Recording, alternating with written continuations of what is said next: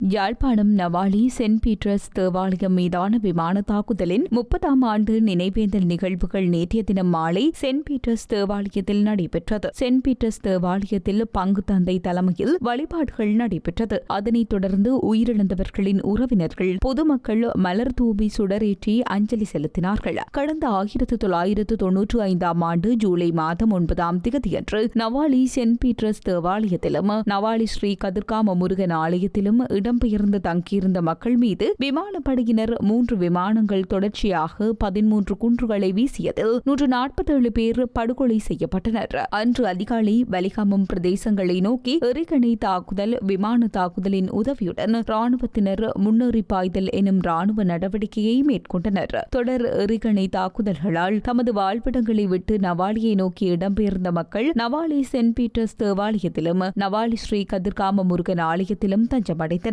அன்றைய காலை திடீரென வந்த 3 விமானங்கள் தொடர்ச்சியாக 13 குண்டுகளை மக்கள் தஞ்சமடைந்திருந்த தேவாலயம் மற்றும் ஆலயம் மீது வீசின. இந்த குண்டுவீச்சு சம்பவத்தில் குழந்தைகள், பெண்கள் உட்பட 147 பேர் அந்த இடத்திலேயே உடல் சிதறி பலியாகியிருந்தனர். 350க்கும் மேற்பட்டோர் காயமடைந்திருந்தனர்.